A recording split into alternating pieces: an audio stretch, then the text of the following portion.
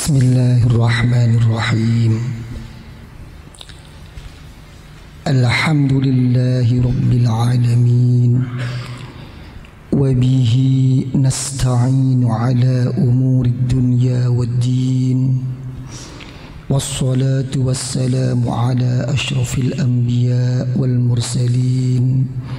Sayyidina wa habibina wa syafi'ina wa qurrati a'yunina wa maulana Muhammadin wa ala alihi wa sahbihi ajma'in. Qalu subhanaka la ilma lana illa ma 'allamtana innaka antal alimul hakim. Rabbi shrah li sadri wa yassir li amri wahlul 'uqdatam min lisani yafqahu qawli bi rahmatika ya arhamar rahimin. Wala hawla wala quwwata illa billahil aliyyil 'azim. Amma ba'du.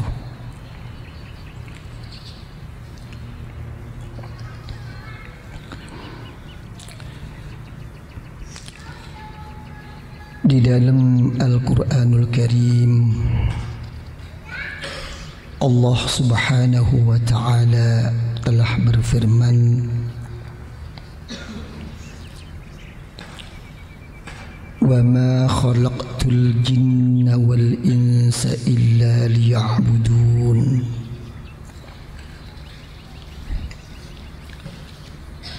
Secara ringkas, tidak ada lain di dalam saya menjadikan jin dan manusia itu kecuali hanya semata-mata untuk mengabdi, menghambakan diri kepada saya.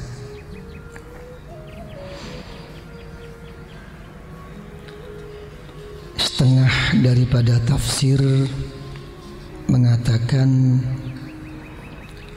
agar ma'rifah, mengerti, menyadari tentang siapa hakikat atau jati dirinya dan siapa yang sebenarnya Allah Subhanahu wa Ta'ala sebagai Tuhannya. Kalau sudah beribadah, Allah Ta'ala berfirman lagi, "Wa ma umiru illa liya'budullaha mukhlishina lahud-din hunafa." Dalam firman yang lain, Allah Ta'ala berfirman, "Fa'budillah mukhlishan lahuddin." Di dalam kita beribadah, mengabdi kepada Allah Subhanahu wa Ta'ala agar dengan ikhlas.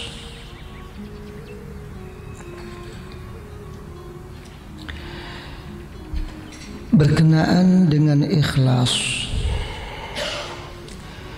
dalam satu hadis riwayat Imam Bukhari wa Muslim dari sahabat Umar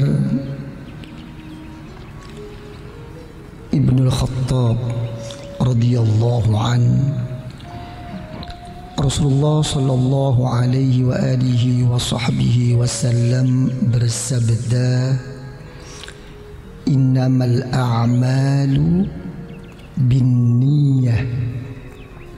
Ya. Sesungguhnya, terangkumnya, ya, bisa dirangkum di sisi Allah Subhanahu wa Ta'ala setiap amal itu dengan niatnya. Wa fi riwayatin, ya, di dalam riwayat yang lain dikatakan bin niyat, ya, dengan kata ulama, suatu amal itu juga akan mengikut terangkum di sisi Allah dengan berapa niat yang dikehendakinya.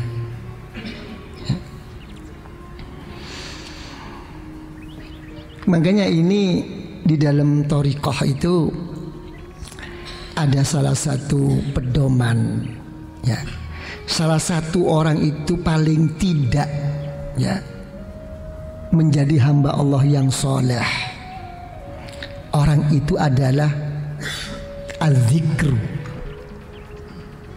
berzikir. Nah, landasan zikir bisa dikatakan berzikir kepada Allah, wa bisatuhu al-amalus salih. Harus berbentuk amal-amal yang memang telah disyariatkan oleh Allah, yang telah dilaksanakan oleh sunnatur Rasul. Jadi tidak boleh kadang-kadang yang penting saya ini kan karena Allah, yang penting saya ini kan telah begini begitu, yang penting saya telah ingat kepada Allah, yang penting saya ini telah sampai di sisi Allah. Tapi acara ritualnya yang dia kerjakan tidak sesuai dengan syariat Allah, dengan sunnatur Rasul, itu bukan berarti ingat kepada Allah. Jadi kadang-kadang ada kan orang apa? Orang ahlul batin, orang kejawen. Ya, ada. Tujuan orang ibadah itu apa sih? Jangan lagi ibadah. Sampai dalam Al-Quran dikatakan aqimis sholata li dzikri. Tujuan orang menegakkan sholat itu untuk zikir kepada Allah. Muaranya itu ke satu, keinget kepada Allah. Saya sudah ingat kok. Ngapain? Pakai sembahyang, pakai segala pun. Ada kadang-kadang penyakit begitu tuh. Ada apa tidak? Terus diem diri. Saya punya kawan dulu begitu juga. Waktu puasa dia makan apple, ya, makan kue, makan ini, macam-macam dimakan, kacang. Saya bilang, kamu puasa? Puasa saya. Lu kok makan? Oh, saya nggak makan ini. Yang namanya makan itu nasi. Oh iya, nggak makan, kamu nyocok. Istilah-istilah begitu-begitu itu loh. Ya, ini hati-hati. Kadang-kadang kejawen itu begini. Ya, halus sekali. Ya, dia itu apa? Melihat apa kenyataan. Dan dia tidak tahu kenyataan itu dari mana. Dari Allah, apa dari malaikat, apa dari setan, apa dari akal, apa dari ilmu imajinasinya, apa dari hawa nafsu. Tidak tahu. Kenyataannya kamu harus begini. Kalau kamu nggak tidur begini, hati-hati, harus buka pintu. Kalau maghrib apa? Coba lihat kadang-kadang di pedesaan itu ya. Kalau mau maghrib itu kan semua pintu dibuka, TV-nya dihidupkan, tapi orangnya satu pun nggak ada. Ya, jangan ditutup. Itu tolak tamu namanya.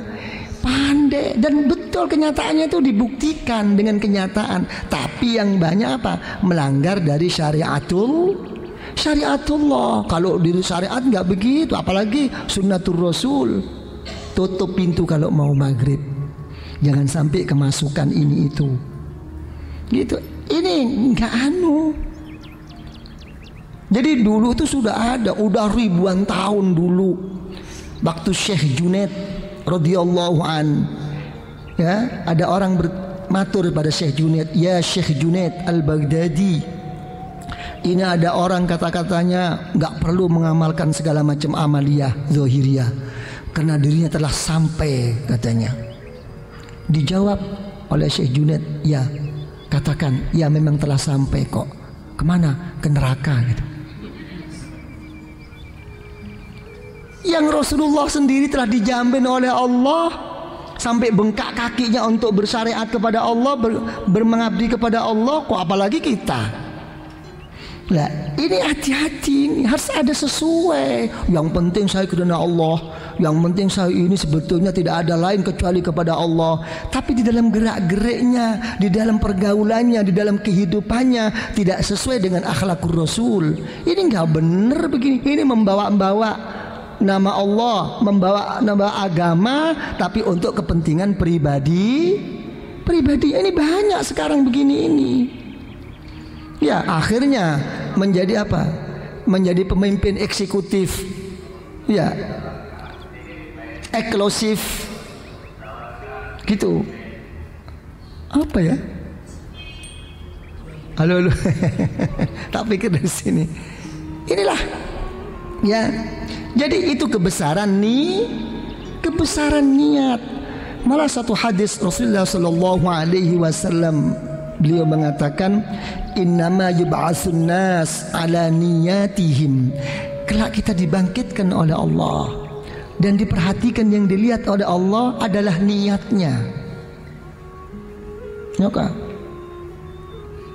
ini menunjukkan apa? Selama ini yang kita sadari apa yang dinamakan takwa Allah, melaksanakan perintah Allah dan menjauhi larangan Allah. Itu hukum zahir. Ya, sama dengan kita dilindungi, dihargai kalau kita membaca syahadat. Tapi apakah kita jadi orang munafik atau enggak? Bukan urusan kita, nanti Allah yang punya urusan. Begitu pula apa kata ibadah kita, perjuangan kita, dan kita menjauhi larangan Allah, itu betul-betul takwa Allah? Belum tentu. Nanti yang dilihat apa yang ada di lubuk dalam hatimu. Betul-betul husnul niyah, baik niatnya apa tidak kepada Allah. Kalau tidak. Ini gimana Pak Sufyan? Ya, ini yang dikatakan oleh sahabat Ibnu Abbas radhiyallahu an, innama yuhfadzur rajul ala qadri niyati. Jadi kita dilindungi oleh Allah, disayang oleh Allah, dibimbing oleh Allah, ikut seberapa kekuatan dan ketebalan niat kita kepada Allah. Kalau niatnya separuh-separuh, mungkin terlaksana, tapi tunggu tanggal mainnya besok atau lusa akan diganggu oleh satu ujian dari Allah. Contoh sekarang, Pak Sufyan bisa sekarang sembayang niat karena Allah, atau berjuang katanya karena Allah. Tunggu 2 hari, 3 hari, 4 hari, atau sampai 1 minggu, 1 bulan. Ada seseorang kadang-kadang itu tidak menerima atas perbuatannya, atau ada orang yang mengkritiknya, atau ada orang yang kadang-kadang memusuhinya. Bagaimana sikap Pak Sufyan kira-kira? Di situ akan ketahuan seberapa kekuatan dan ketebalan niatnya kepada Allah. Marah, ngamuk, mempertahankan diri, membela, na'udzubillah. Kadang-kadang sebetulnya enggak karena Allah, karena dari gengsinya berani bersumpah, demi Allah, wah, kalau saya tidak karena Allah, saya tidak mesti kebegini. Hati-hati kamu, dilihat aja di mukanya. Kalau kamu tuh betul-betul membawa rahasia dan nur daripada Allah, kamu tidak marah seperti ini dong, walaupun untuk mempertahankan kebenaran. Kadang-kadang nggak sadar melaknat, mencaci maki kepada orang lain. Hati-hati ya, saya begini ikhlas kok dikatakan begitu. Hati-hati. Oh, ini tambah jadi. Ya, jadi apanya? Ayo, kira-kira terjadi nggak kadang-kadang begini? Ini kan orang thoriqah akan ketahuan kok. Modal niatnya itu seberapa? Ya. Jadi apa? Setengahnya ulama sufiyah mengatakan apa? Innama yu'ton nas ala qadri niyatihim. Kita pun akan diberi oleh Allah mengikut niatnya.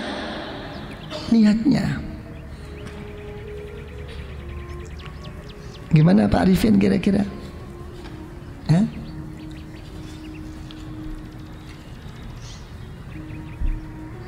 Sudah niat? Apa?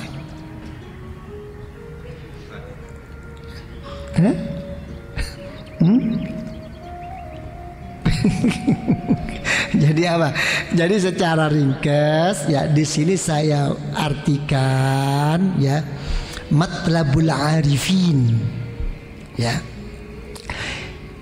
tujuan orang yang pokok sebagai orang yang telah makrifat kepada Allah di dalam dia mengabdi beribadah kepada Allah adalah tahqiqul ubudiyah ya, makin memperdalam, makin meningkatkan dirinya di dalam apa? Mengabdi kepada Allah ya, wal qiyam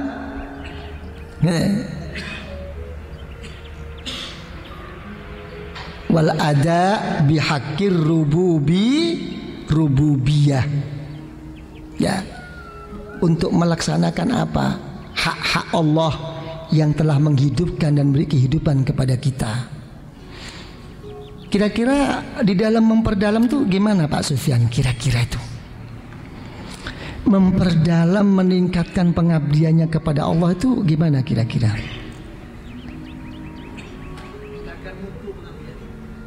Meningkatkan mutu sebelah mana itu?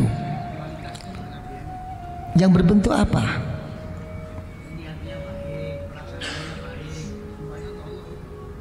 Semuanya gini ya, meningkatkan mutu pengabdian kepada Allah itu ada secara zahir, ada secara batin ya. Secara zahir makin memperbanyak ibadahnya kepada Allah. Itu susah. Untuk zaman sekarang itu susah. Misalnya tahajud 2 ditambahi 4, nanti 4 ditambahi 6 ditambahi 8. Apakah kalau sudah 8 berarti mentok?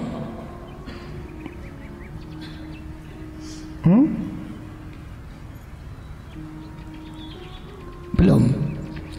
Jadi susah untuk menambah zahir aja susah. Orang kota-kota itu susah. Jadi sebetulnya tuh mutu yang harus kita tingkatkan, kita tambahkan itu lewat mana? Lewat adanya kesungguhan di dalam hatinya kepada Allah. Kesungguhan ini yang harus ditingkatkan. Ya, walaupun sedikit, ya, walaupun hanya 2 rakaat, walaupun hanya zikir la ilaha illallah 10, walaupun Allah cuman 5 kali aja, tapi ada satu kesungguhan menghadap kepada Allah. Mutu ini sebetulnya yang perlu kita didik. Percaya mudah ya, melaksanakan lebih mudah. Tapi untuk bersungguh-sungguh itu lebih susah kalau nggak dilatih. Ya jangan disuruh deh. Pak Sufyan berapa? Pak Arifin berapa? Sembahyang duha 2 ya, tambahin deh 4. Susah. Orang sekarang tuh susah. Kesungguhan inilah. Nah, kalau memang sudah sungguh-sungguh, ada lagi nanti penyakit itu yang perlu dihalau. Saya semata-mata mengabdi kepada Allah, saya semata-mata karena Allah. Namanya manusia. Yang dimaksudkan semata-mata karena Allah itu dikembalikan semua kepada Allah. Tapi kita ini hidup bersenggolan, dan kita merasa mempunyai satu usaha. Susah orang itu untuk tidak menyadari, mengakui dan merasa bahwa dia itu mempunyai kemampuan dan usaha. Itu susah. Ada. Makanya saya tanyakan sama Pak Sufyan, kira-kira susah mana? Ya, orang itu melaksanakan sesuatu ya akan melaksanakan sesuatu dengan orang sesudah melaksanakan sesuatu tidak mempunyai merasa dirinya telah melaksanakan sesuatu, susah mana? Nah, merasanya lebih susah. Ini hati-hati ini, karena merasa ini menimbulkan pengakuan. Dan pengakuan itu akan menimbulkan suatu merasa cukup, beres dan sempurna. Dan merasa beres, cukup, sempurna itu akan menimbulkan apa? Akan menimbulkan mensepelekan orang lain. Kurang bisa menghormati. Ya, bukan hitung-hitungan. Daripada sembahyang kamu cuma 2, aku 4. Bukan. Tapi secara batiniah setiap orang akan terasa dihormat. Susah. Ini kenapa? Karena ada satu penyakit merasa. Orang kena penyakit merasa itu kenapa kira-kira Pak Arifin, Pak Sufyan, kenapa? Salahnya duduk di depan sendiri. Ayo tak tanya terus. Ayo kenapa? Ayo anak-anak. Kenapa kok timbul merasa lebih, sayang? Melihat apa yang sudah dia kerjakan dianggap itu benar. Melihat hasil pekerjaan dia. Melihat apa hasil pekerjaannya itu merasa benar. Jadi mentok ke situ kalau gitu. Ini perlu saya bahas. Ya. Ada salah satu murid bertanya kepada gurunya, "Wahai guru, tidak ada ceritanya orang itu tidak berbuat dosa kepada Allah. Semua orang itu akan berbuat dosa kepada Allah. Ya, cuma saya mau bertanya, dosa apakah yang kalau saya kerjakan akan menjadikan iman saya ini dicabut oleh Allah?"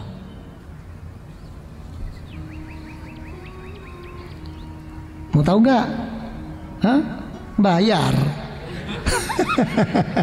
Enak aja loh. Ayo kan ini kan. Iya.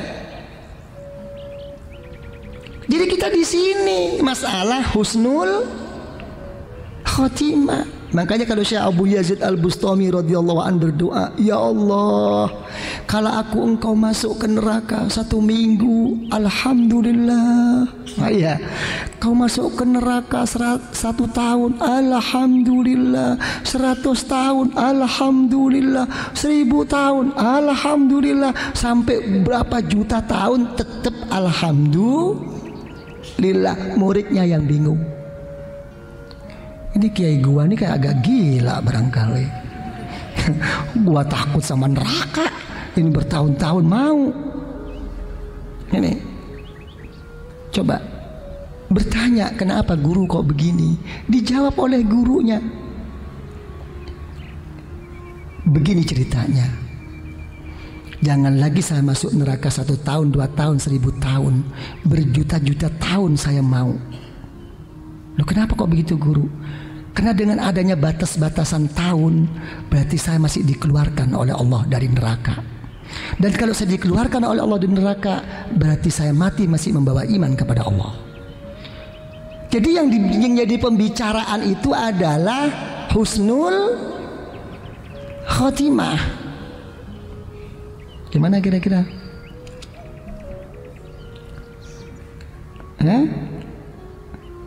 Ini mau nggak? Bayar dong. Nggak mau bayar, nggak saya kasih tahu. Ya, minta bayaran nggak mau. Ya, tapi minta dihormat mau. Itu lebih penyakit itu. Ya, sudah. Terus gimana? Dijawab hanya 3 dosa. Ya, yang kamu dikhawatirkan akan mati tidak membawa iman kepada Allah. Dicabut imanmu di dalam hati sanubarimu oleh Allah. Yang pertama, tidak bersyukur atas Islam dan keimanannya yang telah diberikan oleh Allah di dalam hatinya. Saya mau tanya, Pak Arifin pilih mana? Kaya nggak punya iman, nggak begitu kaya, jangan melarat banget lah. Nggak begitu kaya tapi punya iman, pilih mana? Yang punya iman. Oke. Huripnya begitu-begitu terus, tapi alhamdulillah mati membawa iman. Hidupnya seneng terus, tapi matinya tidak ingat kepada Allah. Pilih mana? Begitu berharganya Islam dan iman kepada Allah. Tapi saya bertanya kembali sekarang, setiap hari berapa kali bersyukur atas Islam keimanannya kepada Allah? Pernah? Hai.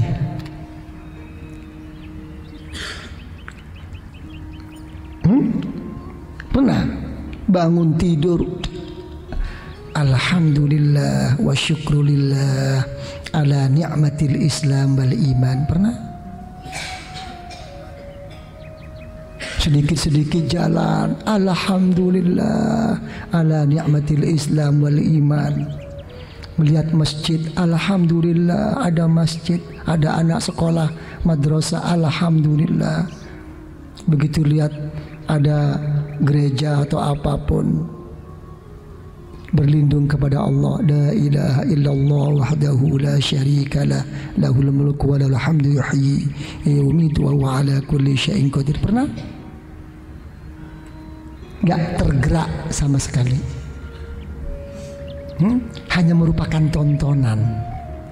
Sedangkan itu kenyataan.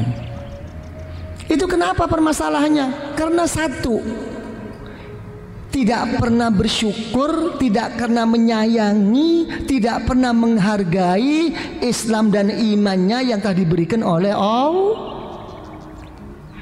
Ini gak sadar. Dibiarkan begitu saja.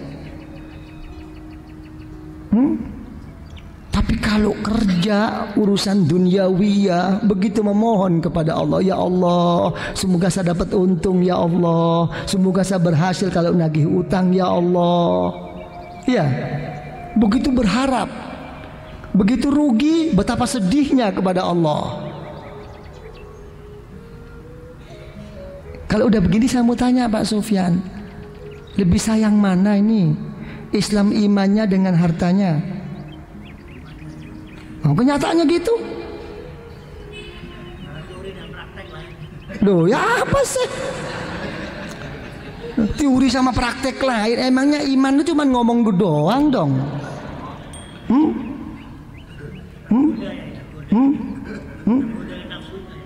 Ini sama dengan aku ayahsabun nas ayyaqulu amanna. Ya, itu aku sudah. Apakah orang-orang itu menganggap cukup kalau sudah mengatakan amanna, serta beriman, terus dibiarkan oleh Allah, tidak diuji oleh Allah? Tidak. Itu sudah Al-Quran. Kalau sudah beriman berarti beres? Tidak.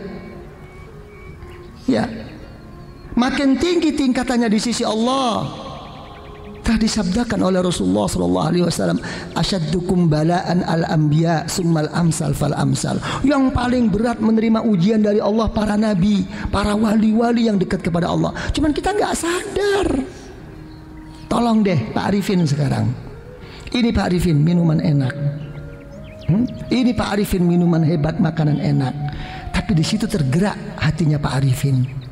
Ini nikmat dari Allah. Saya dituntut oleh Allah untuk bersyukur dan untuk membuktikan kesyukuran saya kepada Allah, untuk ibadah kepada Allah nikmat ini. Kira-kira Pak Arifin enak makan minum nggak?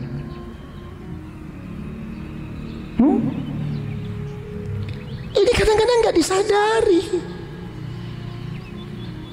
Nah, tolong sekarang Pak Sufyan, ini Rolls Royce untuk Pak Sufyan. Oh ya, alhamdulillah ya, nanti dulu kamu pakai, tapi ada syarat. Jangan engkau gunakan kalau tidak untuk ibadah kepada Allah, untuk berzikir kepada Allah. Hati-hati kalau kamu sampai dipakai selain itu. Kira-kira mau nggak?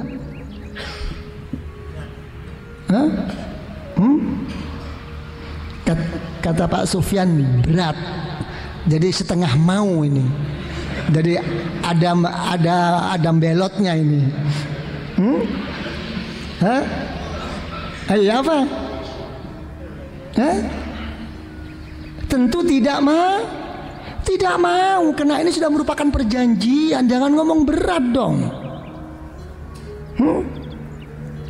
Gak mau, harus kok masalahnya. Ya. Saya mau. Misalnya ya, daripada gak punya, taruh di gerasi saya. Kan lama gak terpakai. Wong zikir yang memang jarang-jarang kok. Kira-kira kalau ngelewatin hati, kira-kira ngerundel nggak hati ini kadang-kadang. Sialan mobil nih, kepingin gua tapi takut loh. Ngomel, al ngomel wama adro kamal ngomel. Apa jadinya ini? Siapa kira-kira mau nggak?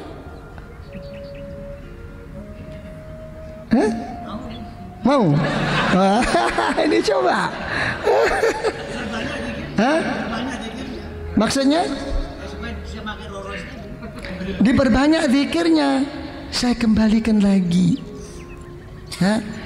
Seberapa kesungguhan kita mau berzikir itu, dan seberapa kita mau menomorsatukan zikir dengan urusan lain. Kok mau diperbanyak kok? Apakah dengan adanya ini bukan merupakan satu tekanan, pemaksaan? Oh ya, makanya nggak enak juga. Ini pemaksaan lain. Ya sama dengan orang-orang kadang-kadang ngomong, saya telah mempunyai jin, saya telah menguasai jin. Kata-kata mempunyai, menguasai jin itu bagaimana? Selagi Anda itu di bawah naungan syarat-syarat daripada jin itu sendiri, jangan ngomong deh kalau Anda itu menguasainya. Bodoh amat sih jin mau nut sama kita. Wong kehidupannya udah lain kok, kepentingannya udah lain kok. Kalau sampai jin itu mau sama kita, kita perhatikan dong. Para bapak ibu yang saya muliakan, saya kira insya Allah sudah cukup apa yang kami sampaikan. Dengan apa yang kami sampaikan, dengan berkah dari Rasulullah Sallallahu Alaihi Wasallam, dan berkah daripada guru-guru kita, dan berkah daripada kedua orang tua kita, dan berkah dari arwahil muslimina wal muslimat wal mu'minina wal mu'minat al ahya'i minhum wal amwat. Lebih-lebih berkah dan rahasia nur dari keniatan kita dan ikhlas kita dan kesungguhan kita di dalam hadir ini majelis. Semoga kita seanak 7 turun hatta ila yaumil qiyamah senantiasa dianugerahi rahmah oleh Allah, senantiasa diberi maghfirah, pengampunan oleh Allah, mendapatkan barakah, mendapatkan karamah, kemuliaan di sisi Allah, di dalam kita beribadah, di dalam kita berzikir, di dalam kita berjuang kepada Allah. Semoga kita makin istiqamah, makin tumakninah, merasa manis, merasa indahnya beribadah, berzikir kepada Allah, meraih suatu ma'rifah, meraih suatu mahabbah, sampai taqarrub di sisi Allah. Di dalam menghadapi hidup dan di dalam menghadapi kehidupan ini, semoga kita senantiasa diberi selamat, diberi aman dari segala macam musibah, dari segala macam malapetaka, dari segala macam kerusakan, dari segala macam kezaliman, dari segala macam fitnah zahiran wa batinan.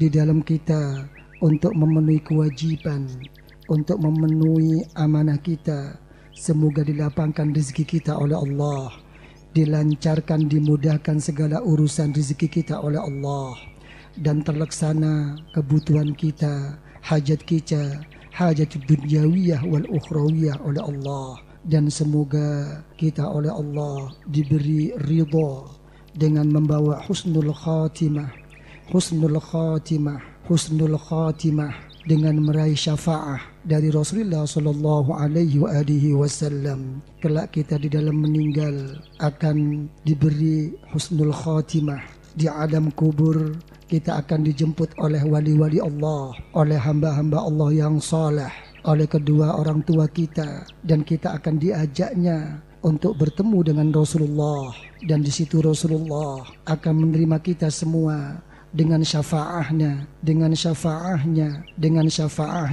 dan Rasulullah akan mau membawa kita, membimbing kita ke hariban Allah di dalam surga Allah. Rabbana zalamna anfusana wa illam taghfir lana wa tarhamna ya Allah lanakunul khasirin. Rabbana hab lana min azwajina wa dhurriyyatina قرة أعين واجعلنا للمتقين إماما. ربنا لا تزغ قلوبنا بعد إذ هديتنا وهب لنا من لدنك رحمة إنك أنت الوهاب وافرغ علينا صبرا وتوفنا مسلمين. ربنا آتنا في الدنيا حسنة وفي الآخرة حسنة وقنا عذاب النار وادخلنا الجنة مع الأبرار وأمدنا النظر لوجهك الكريم يا عزيز يا غفار يا رب العالمين. وصلى الله على سيدنا محمد وعلى آله وصحبه وسلم والحمد لله رب العالمين. الفاتحة.